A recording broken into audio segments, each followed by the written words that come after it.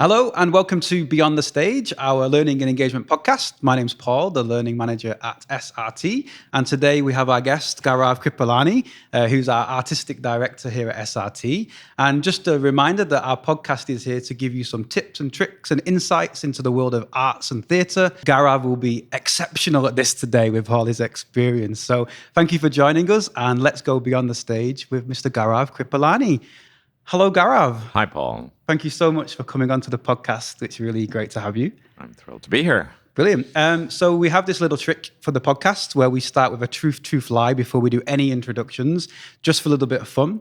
And I know that you spent, like all our guests, hours slaving over your truths and your lies, and you're going to try and trick me.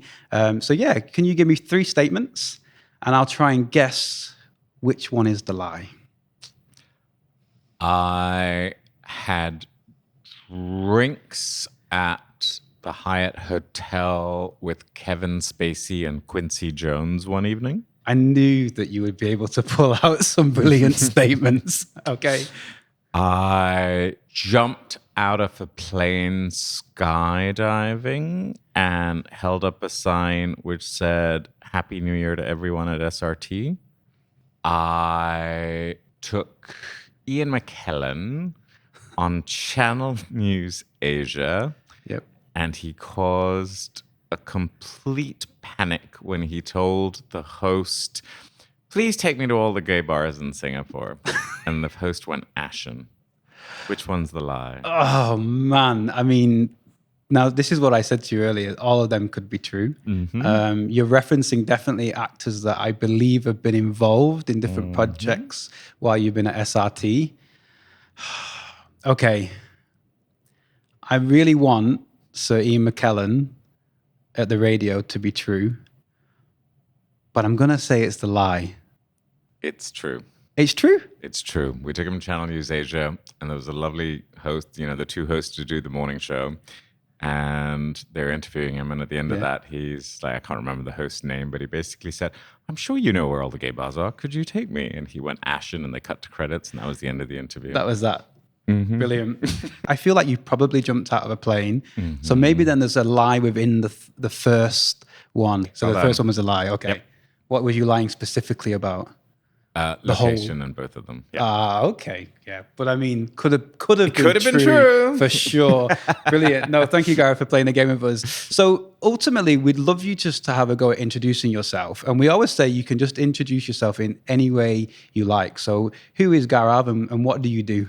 So I'm the artistic director of SRT. This is my 25th year with the company.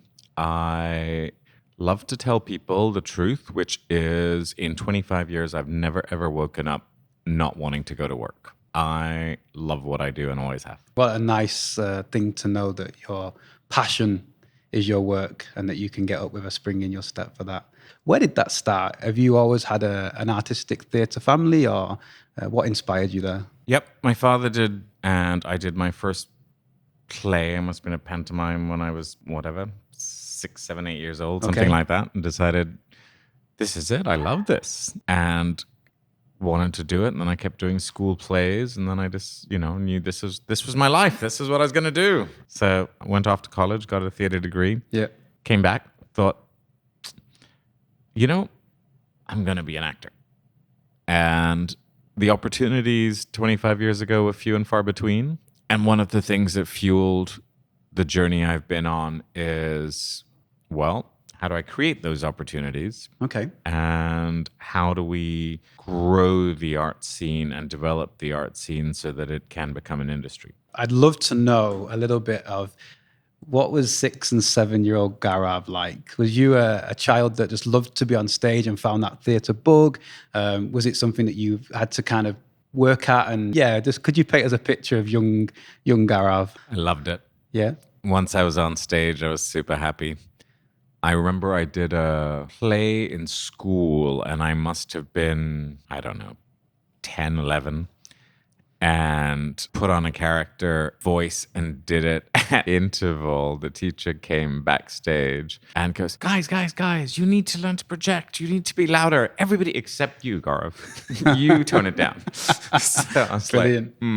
like, good to know. I feel the same way. I remember being backstage once when I was a child and a teacher telling me to pipe down a little bit. Maybe that's when you know you've got some natural ability. Did you have teachers or family members around you that were supporting you to investigate that talent potentially for something as a career, or at that point was it very much just as a hobby and an interest? I think it was absolutely a hobby and interest at that point. But I will say, when I told my parents I wanted to do a theatre degree, they were incredibly supportive. You think about this, right? Singapore's 50 odd years old.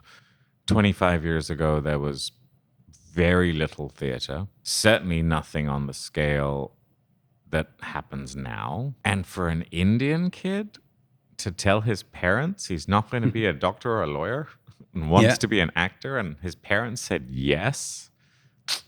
Pretty remarkable parents I have. So that's quite an important factor for you to have that support system. Yes, no, they've been great. My mother will still come to me once in a while and say, why don't you act anymore? So it's good. Can you think of, as you were starting to take it more seriously maybe and moving into your teens and thinking about college, who was inspiring you? Were you looking at certain actors? Were you looking at certain directors? Were the things starting to kind of push you along at that point? I think it was just doing school plays. I don't know if I had wrapped my head around at that point specifics. I think it was really, I loved doing it. I loved learning the craft. Mm-hmm. It was fun. There was nobody around me when I was a teenager who had these hopes and dreams, right? I was on my own. Out on the limb. It was only when I went to drama school that suddenly you're surrounded by like-minded individuals and suddenly you're absorbing their inspirations and the actors they look up to. And to date myself, when I was in college, there was no internet. So it's not like you could have gone, hey, look at this YouTube clip of what so-and-so did. And that didn't exist. Not going to happen. You know, the internet, I think, started, you could FTP in my first year. I think the World Wide Web took off in my second or third year of college. That's how old I am. Yes, we'll swiftly move on, Gaurav. Many wise years to talk about. So that for you is the turning point. Yeah, what was cool and exciting about drama school? Because you kind of find your tribe in those places. You find your tribe. There are three things that happen. I think one was suddenly having phenomenal teachers with years of experience, and suddenly realizing that, clowning around on stage, which I'd done through my teens. Oh, look, there's a method, which intellectually, but you don't experience it till you actually do it. Yep. And it was a really rigorous training. So that was actually a lot of fun and very hard work. I did 2 degrees in 3 years because I was trying to make up for having spent 2.5 years in the army. So I was trying to get a year back. I had 2 part-time jobs on campus, and I acted in a show every semester. Mm-hmm. So I had very little time because, if you do 4 hours rehearsals every night, plus you're overloading on classes, plus you're working 2 jobs. Yep. But I found that 2 things. One, I would have to say that's one of the upsides of having gone to the army. Mm-hmm. It actually taught me time management and discipline. Right, yeah. So it was a good takeaway. And the second one was artists are very disciplined. So in a semester, if I didn't act in a show, or I wasn't overloading on classes that semester, I found that time just got wasted and I wasn't as productive. And if my schedule wasn't packed, I was frittering away time. So that was kind of a real drive for you to keep soaking up and doing and having as much experiences as you could. Yeah. And my advice to anyone who pursues a degree in the arts, don't be shy.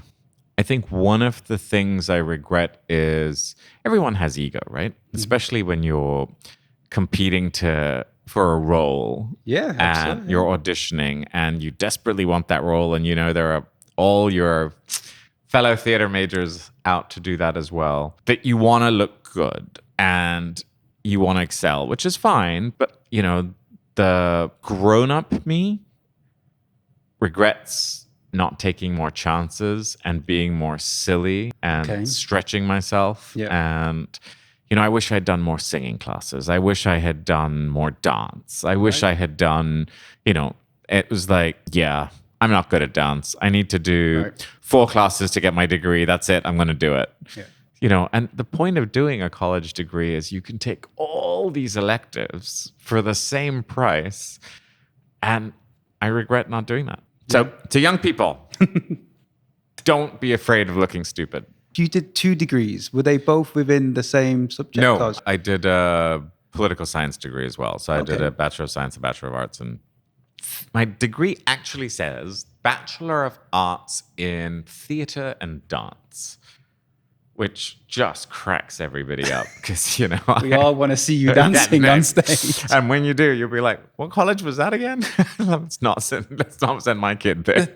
No, I really appreciate that idea of soaking every opportunity up and not letting yourself get in the way of you taking that opportunity, bull by the horns attitude, right? Which sounds like you've done more and more so as the years have gone by. It actually gets harder as you get older, right? Because you have more to lose. When you are in college, you have nothing to lose. If you look stupid and your friends think you're an idiot, you're not going to see these people again. I mean, it's fine. Yeah, absolutely. But push yourself. So the thing is, as you get older, you have more responsibility and you have more to lose. So it gets harder and harder. So I'm going to jump topics on you. When we started SRT, we used to sit in a bar, drink a martini, and decide what the next show was. And we would choose huge shows. And we would say, let's go for it. If we crash and burn, we crash and burn. Yeah. But at least we'll crash and burn in style. That was my motto. Yeah.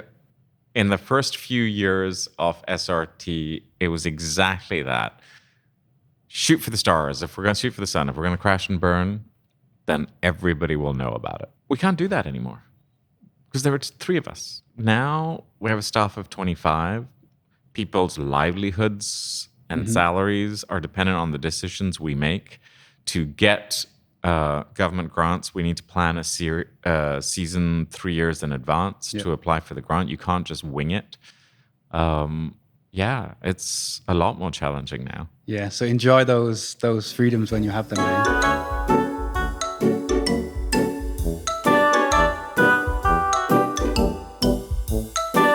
I just want to take you back a little bit and learn a little bit more about kind of your journey through school and into studying over in the States. So which school did you attend here in Singapore? So I was a Raffles boy. I went to Raffles Institution, Raffles Junior College. People here know it's a very academically rigorous institution. So I can safely say, it was all rounded and people had all sorts of interests, which was lovely. But I think as far as I remember, it was a long time ago, but my recollection is that I was the only one who was going to pursue brave enough theater degree. It was not a hobby for me. This was going to be my life. Yeah. And there were some amazing people who, we had Raffles Players, which was our drama club. Yep. And we did fun things and the people involved in it were really passionate but I can safely say I don't think any of them thought, after school, this is going to be my life. So at that point, that was the kind of leaping off point then after Raffles to go and study in the States? Mm-hmm. I just knew the type of student I was and what I wanted to do. I knew that the route for me was a liberal arts degree. What was it like then studying in the US? Did you find that, that experience was something that helped you start thinking about setting up your career here in Singapore? Were you picking up tips and tricks and kind of ideas at that point? Yes, I think one of the things was once you start doing a theatre degree, different things happen. First of all, the professors were amazing. Mm-hmm. Their level of knowledge and ability to impart that was exceptional. And here's one of the interesting things. Most of the kids in that program at the time, they had been doing theater right through high school. They had amazing drama teachers. They had stage moms. They had done all sorts of things where this was their goal in life. Yep. They were surrounded by people like that. I felt I walked into an environment where they had been training for years. Okay. And I was like, I don't know anything. So it was a very steep learning curve. You had to audition for parts every semester, and it was really, really tough competition. And, all of them had experience auditioning. They knew audition technique. They had all these monologues prepared. I was like, I don't have any of this. Wow, okay. So it was a lot to learn in a very short amount of time. What do you find was driving you to kind of, I suppose you had to pick things up quickly and work really hard. Was that something that you just knew you had to do, something that just was innately in you to kind of, okay, I'm gonna soak this up, I'm gonna catch up, and I'm gonna dig deep here and give it my all? Absolutely. The ability to overload, but also I think artists in general have a huge degree of discipline. And I think people outside the industry don't get this. Yeah.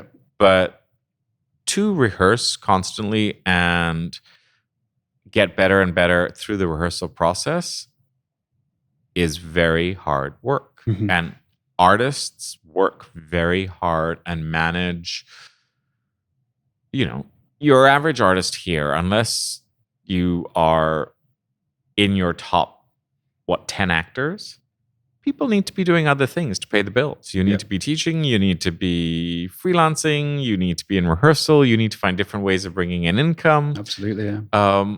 That takes a lot of discipline. I actually think that's a huge misconception sometimes of people outside the industry, but also certainly young people, young artists coming into the industry. I think I've certainly met many, taking part in youth theatres throughout my career. I certainly seen young people hit that wall. Okay, this is actually, I've got to put some work in here, right? There's a realization that you meet, I think, at some point, for sure. My fundamental advice to any young person who wants to pursue a career in the performing arts is don't do it. Don't do it. Don't do it. Just don't choose this career. That's not worth it. It will drain you. It will take up all your time. It will stop you from having a social life. It's never going to pay you enough money. So just don't do it. See, the listeners stop turning off the podcast now, Gaurav. The only people who should do it are people who have that burning passion. Yeah. If you have that burning passion and nothing else in the world matters to you, then work your socks off and pursue it. Yeah. But there is no in between. There is no dabbling. As an amateur, you want to do a play once in a while. Bit of fun. For a bit of fun. Knock yourself out. I think that's great. I think that's cathartic and therapeutic, and you can go back to your banking job later. Not a problem. Yep. If you want to make this your life, give up everything else. So at the point of you coming back from studying and getting back into Singapore, how did you then get to the point of us, being a part of SRT and 25 years on now? Where did that start? So I was an intern for a lobbying firm in Washington, D.C. So my other degree was political science. So I was learning to be a lobbyist. And I came back to Singapore and I went to interview for this company, which was a very, very major software company. And I went for a job interview. Okay. And my boss in Washington called the head of the company for Asia Pacific and said, you might want to look at this kid. He's really good. So I went for that. And in the meantime, I met Tony Petito, who set up SRT, and we had coffee. And what was meant to be a cursory 45-minute meeting ended up being 5 hours. And I joined the next day. And he said, I'm setting up this theater company. And so there was a moment there where you were looking at maybe the path of your other degree. Yep. And but still there was that fire that wanted the theater, right? Yep. I thought I would do the software job. Yep. And do the theater on the side and see how I got before I figured out how I make theater work full time. And then this opportunity happened, and I literally had coffee with him. I started the very next day. And Brilliant. I bought into the vision that we're going to build a professional theater company. And at that time, SRT's mission was to cast Asian actors from around the world in a canon of classic and contemporary work. Okay. My first day at university, I walked into the theater department, and it was freshman week, orientation week. So there's nobody, 90% of the kids weren't on campus yet. And I walked into the theater department, and there was a gentleman sitting in an office, long corridor of professor's office. And I knocked on this guy's door, and I just introduced myself and said, I'd just like to find out more about the theater department and what it entails. And he said, come and have a seat. I didn't know who he was. And we ended up chatting for 2 hours. And he said, this is where you need to be. We are going to do a production of The Tempest this semester, and I would like you to be in it. And my instant reaction was, whoa. I don't know anything. I need to learn to live in America before I can get involved in a play. I said, can I pass on this one?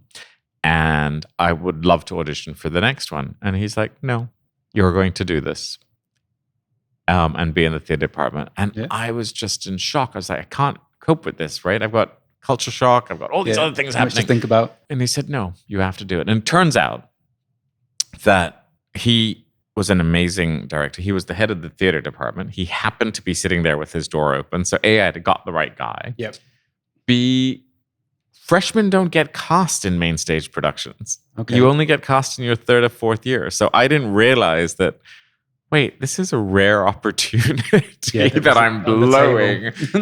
Anyway, I did it. And of course, it made a world of difference. And I found my tribe, and I learned how to do theater. And I learned how to try and assimilate. Yeah. And it was just a great training program. Yeah.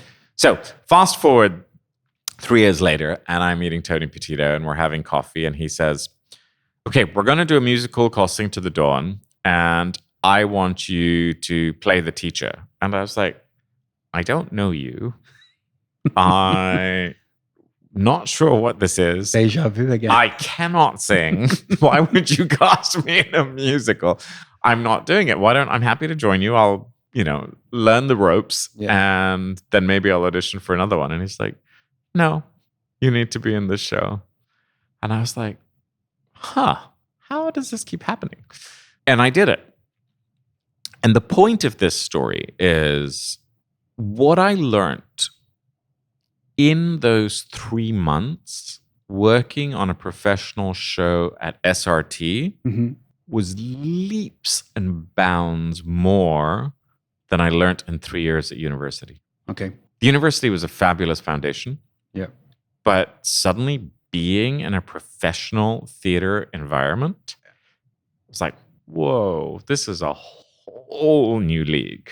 Yeah, absolutely. That would be my takeaway to young people as well. It's like, you don't know anything yet. We talk even to our young company, the TYC, we talk about, being part of the industry and getting to know the professional landscape. It's the best way to do it, right? Get stuck in and get in the middle of it. Absolutely. So, obviously in college, you're fighting for roles and you think it's the most important thing in the world. And I don't want to look a fool. And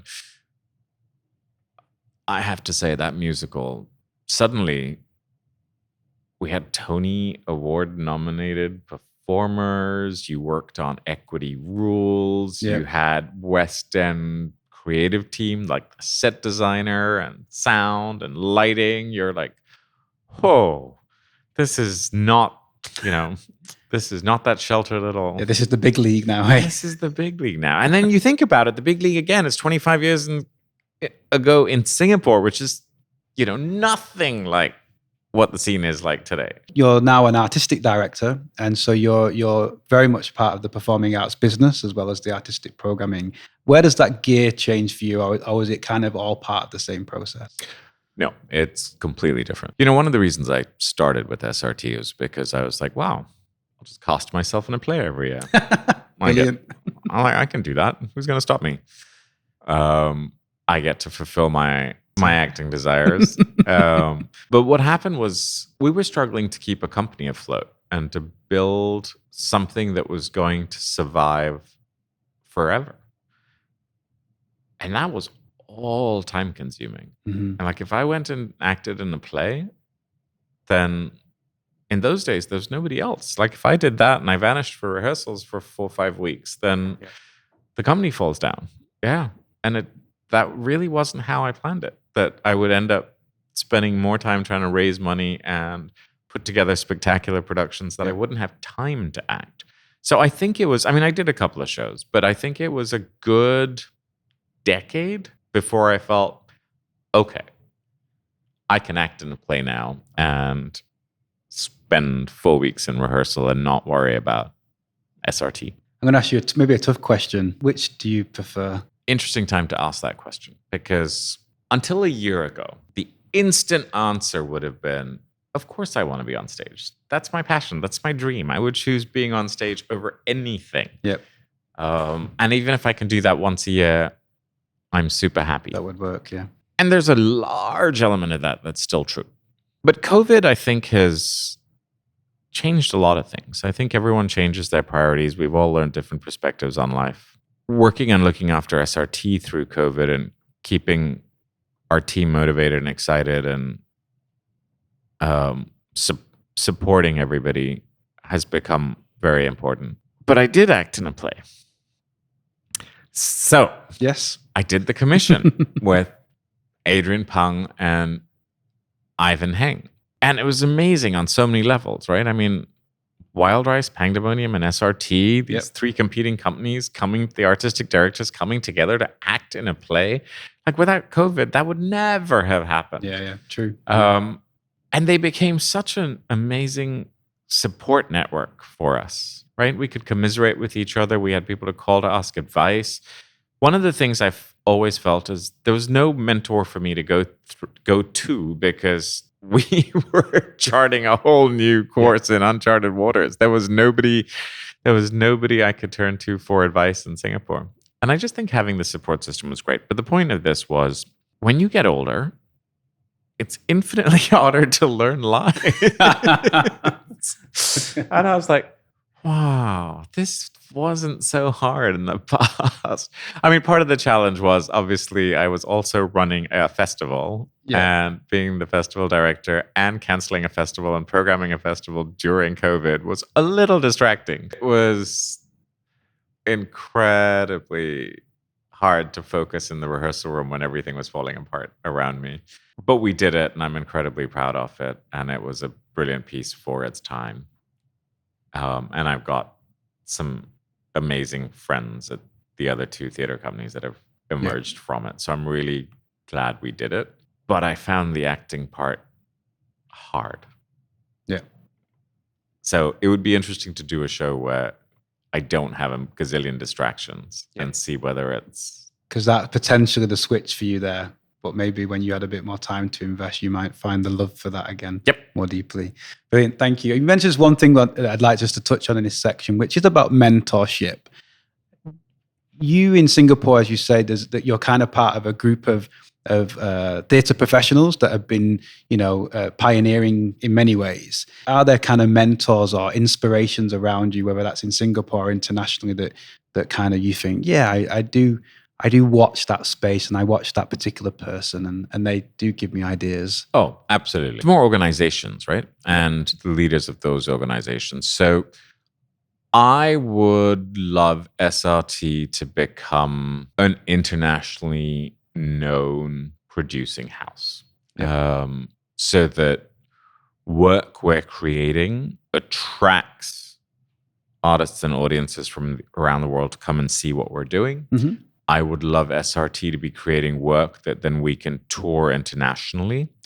I would love us to be a presenting house as well, so that people know that if they are going to tour significant work, that their first port of call for Asia would be, or our part of the world at least, would be SRT. Yep. So these are the things that my hopes and dreams for SRT and what we're working towards. Yep.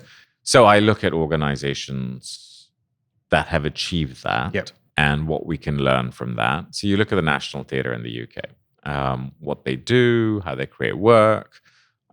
They create in a subsidized world, but the successful works do transfer to the West End and create tremendous revenue for them, which allows them to do all the other incredible work they do. You look at BAM in New York, it's these organizations that are household names and the amazing people that run them. Those are my inspirations.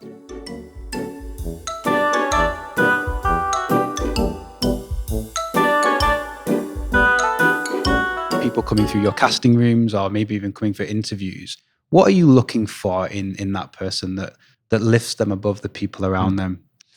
So, as cruel as it is, some people have an X factor and some people don't. You form an impression in the first 10 seconds, right? Just with the way you walk into the room. Okay. Obviously, my advice to everybody is exude confidence. Introduce yourself clearly and get on with it. Okay. The minute someone kind of meekly enters and is soft-spoken and then only turns it on when they do their monologue and then they start projecting, I'm like, I already formed my first 10-second impression. And my other piece of advice to young people who audition regularly for us are fine, but people who are auditioning the first time tend to find monologues off the internet. Okay. They haven't read the play. Right. They don't know the context of the monologue. They don't know the background of the character. They've done no research. And more often than not, they're choosing a monologue of a character that's so far removed from them or 30 years older than them. Yep. And I'm like, what are you doing? It takes work. It takes preparation. It takes research. It means knowing the play. It means understanding what's happening in that particular moment. Because the chances are, if you found that monologue off the internet as 20 most popular monologues to audition with, that we've all heard them. And we know the plays they came from. Yep. So we have a high expectation already. That idea of getting the first impressions really counts. How do you prepare for that? If we're auditioning in one of our drama schools here, then it's an exercise.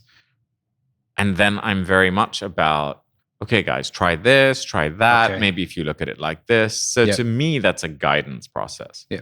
If you are coming to audition for the next Shakespeare in the Park, you so jolly well better have your stuff down. Yeah, absolutely. No, I think I can totally see that. I mean, and if you're applying that to kind of anything, you're going for the marketing position or you're coming in to do a production position, right? If you're coming in, you're interviewing, right? It's casting, yes, it's for acting, but same thing, right? Exactly. When someone comes in for a job interview in the office, that impression's formed in 10 seconds. No, I think that's really important, definitely, to hang on to that. Do you think it's changing in any way or will it change the way we see the acting world given the pandemic that we've had? Do you think that there's going to be a little bit more, I don't know, maybe more patience as people come into this new world where we seem to be a little bit more kinder generally, I hope, or more understanding of our well-being, certainly? Do you think the acting world will have to adjust to that a little bit? It's quite a tough space to come into, right? You've got to, as we've described in this podcast, you've got to be on point and you've got to really be on your A game. One of the things that we have pushed for, we meaning SRT, as to change is our tech schedule for shows has grown longer. Yep. So in the old days, you would start tech on a Monday and you'd open the show on Thursday. And then you'd have the most insane 72 hours to get a show up. Yep. Nobody slept. It was round the clock. And we always did it. I think one of the things we've certainly tried to do is add a couple of days to that process so that it isn't a 24-hour tech day. It is looking after everyone's mental well-being. Mm-hmm. I'm not saying we're remotely there yet. I think, we could probably, in an ideal world, we should be doing a 10, 14-day tech so that, you're not in the venue for hours on end every day. It's finding the balance because obviously as a producer, my job is to manage the budgets and there's a radical difference in cost between a 4-day tech and a 14-day tech. Yeah, of course. So we're trying, we're learning. So I think that in response to what you're saying, yes, in terms of COVID, I think there will be looking after people better is certainly one of our goals. And we have to get better at it. I'm not saying we're there yet, but it is certainly something that we're certainly more conscious of. What would your advice be about getting back up and having another go, I suppose? So, you know, the first one didn't go so well. You come to audition, you come to interview. What's your advice about, you know, shaking that off and going again? You just have to do it. Just be better prepared the next time. One of the challenges in such a tiny market like Singapore is there are only so many people you can audition for, right? Yeah, very true. So if you blew it the first time, boy, are you going to have a hard time the second time because you've already created that negative impression. Yep. It's not fair.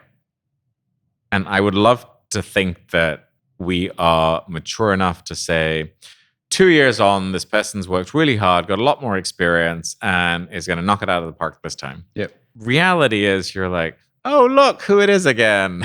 So the onus is on you.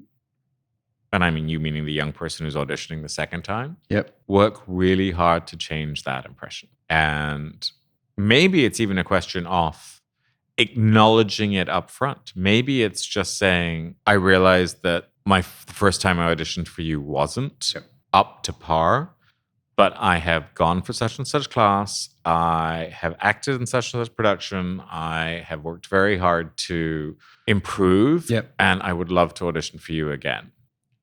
If I heard that at the start of an audition, I'd be like, I can't wait to see what you've done. Yeah, I think that's really good advice. And I think, of course, first impressions count. We know that they're very important. But I think you've clearly explained that if you're going to go again, you know, dust yourself off, do your work, and come and really be honest and be transparent about that, which I think is brilliant advice. Maybe 2 things before we go. First thing, knowing all this that you know now, would you go back and change anything, or would there be a certain thing? I mean, I think earlier you talked about being a little bit more confident and not being, you know, really grabbing the opportunities a bit more wholeheartedly. But yeah, would you change anything around your journey to this point? There are these different mantras I live by, right? One of them I told you at the start was, if we're going to crash and burn, let's do it in style. Yep. The other one is no regrets. Okay. Because every decision you make at that minute was the best decision at that minute. It might be a terrible decision, but when you made it, you felt it was the right thing to do, and it's absolutely pointless to go back and say, I wish I hadn't done that. Yeah. We all do that, but the point is you can't beat yourself up about it. So I've made a lot of mistakes, and a lot of where SRT is now happened by trial and error. I mean, we've had spectacular mistakes. I'm fortunate that we have a board that's supportive. We're very fortunate we have Charlotte, who's our managing director, who really helps steer the company. And we are in a privileged position where we can make these mistakes and people say, okay, we won't do that one again. So it's live and learn, because like I said, there's no formula. There's no one whose path we could follow. And the end goal now, you know, we're 25 years old. We're one of the most established companies in town. The end goal now is, how do we give back to the next generation? How do we make sure that we are supporting the industry? So Charlotte and I actually spent a lot of time thinking about that how do we invest in training? How do we look after our freelancers? How do we... we're working on a project to collaborate on creating a joint props and costumes facility across arts organization. The incredible work you're doing in Access is not just for SRT, it's across the whole industry. So I think a lot of what SRT is doing now is looking how we can give back and grow the industry. So is that my kind of final point would be, what's your legacy? What would you like them to think about in terms of your theatre legacy? I think I would love people to recognize the contribution SRT has played to getting the Singapore art scene to where it is today. I think when we started 25 years ago, one of the things we said is we are going to be a professional theatre company. There's no semi-professional. There's no... we are going to work with the best in the world. And we are going to you may hate a play because you don't like its content, but you will never, ever be able to fault the set, light, sound, costume design off an SRT production because it would hold its own anywhere in the world. And I think we followed through in that over the last quarter century, and we have definitely played a part in creating an industry. And that's what I would love to be remembered for. Great. Thank you so much, Gaurav. Thank you. Absolute pleasure. Yeah, thank you for your time. It's been fun. Cheers. And so there you have it, Beyond the Stage with Gaurav Kripalani. And it's a pretty special podcast today, of course, with Gaurav being our artistic director. And even for me as a member of the team, learning much more about Gaurav and what makes him tick is actually really fascinating. And I think I like some of his mantras there, certainly, if we're going to do this, let's go out in style, the kind of crash and burn style, which I think gives you a real sense of the idea of the absolute commitment. And we talked about this before with Shane and Tia, the absolute commitment and passion to doing something.